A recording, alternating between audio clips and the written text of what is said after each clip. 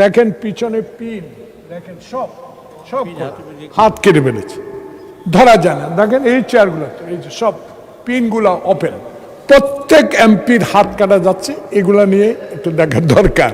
সকল সংসদ সদস্যের মাথা নিয়ে একটা বিষয় উত্থাপন করেছেন। আর এই চেয়ারগুলোর ওজন দেখেন। সকল এমপিদের পক্ষ থেকে আপনার মাধ্যমে, আপনি একজন অত্যন্ত মেধাবী বাংলাদেশের যুদ্ধের একজন সৈনিক। আমরা যারা এখানে 248 জন, মনে হয় 2 জন অনুপস্থিত আছেন হাইকোর্টের রায়ের অপেক্ষায়। আশা করি অচিরে ওই 2 জনও আমাদের সাথে সম্পৃক্ত হবেন এই অধিবেশনে। একটা বিষয় উল্লেখ করতে চাই, গত পরশু মাননীয় আমাদের অপোজিট সংসদ সদস্য মাথা নুয়ে আপনাকে বা এই সংসদে আপনার বিষয়ে সকল সংসদ সদস্যের মাথা নুয়ে একটা বিষয় উত্থাপন করেছেন। আপনি বলেছেন আপনি রুলস অফ প্রসিডিউর পড়ে এটা সিদ্ধান্ত দিবেন। এই বিষয়টা একটা সিদ্ধান্ত দেওয়ার দরকার। পৃথিবীর অনেক পার্লামেন্টে যাওয়ার আমার সৌভাগ্য হয়েছে, আপনার সাথেও। তো সেখানে আমরা দেখেছি এই নিয়মটা আছে। সে নিয়মটা কতদূর ইসলাম পরিপন্থী কিনা এবং আমাদের জাতীয় সংস্কৃতির বিষয়ে কোনো বাধা আছে কিনা, বিষয়ে আপনি সিদ্ধান্ত দেওয়ার মালিক। এই বিষয়টার সিদ্ধান্ত আপনি দিবেন। আর একটি বিষয় হলো, এখানে চেয়ার 300-র উপরে আছে। চেয়ারগুলোর অবস্থা, আমরা যারা 16 বছর এখানে, ম্যাক্সিমাম আর সহকর্মীরা পুলিশের দ্বারা নির্যাতিত, কারো কোমরে নাই, কারো হাতে ব্যথা, কারো পিঠে ব্যথা। এই চেয়ারগুলো বসা, পিছনে গ্যাপ প্রায় 3 ইঞ্চি। যখন এখানে বসা হয় তখন এই গ্যাপটা পূরণের একটা ব্যবস্থা গ্রহণ করা দরকার, কারণ এখানে অনেক ইয়াং এমপি আছেন যারাও বসতে পারেন না এখানে। আর এই চেয়ারগুলোর ওজন দেখেন।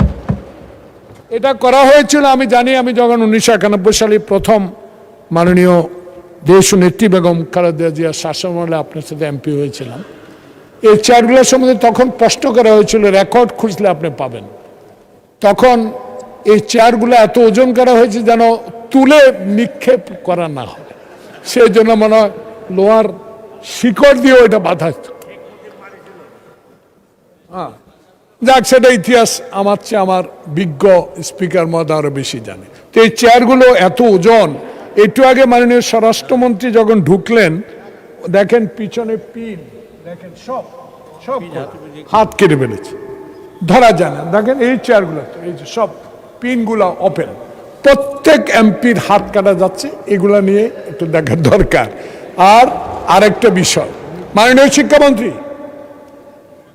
সংসদে আছে, একটা বিষয় বলবেন, আপনি অলরেডি 2টা বলে ফেলেছেন। আর একটা শেষ, এটা আমার বিষয় না, এটা আপনার সবার, এইখানে 350 জন সংসদ সদস্য সবার জন্য। শিক্ষা মন্ত্রণালয় আমার নির্বাচনী এলাকা না, সব মাননীয় সংসদ সদস্যের নির্বাচনী এলাকা, প্রাইমারি স্কুল। আমার এখানে 180টার উপরে প্রাইমারি স্কুল, 2টা উপজেলা। প্রাইমারি স্কুল হেডমাস্টার নেই। 83,500 মামলা নাকি শিক্ষা মন্ত্রণালয়ের এই বিভিন্ন খাতে মামলা দিয়ে রেখেছেন। কোথাও কোনো শিক্ষক নাই, প্রধান শিক্ষক। ধন্যবাদ। দয়া করে আপনি তার থেকে এই বিষয় জেনে নেবেন। আমরা শিক্ষক চাই।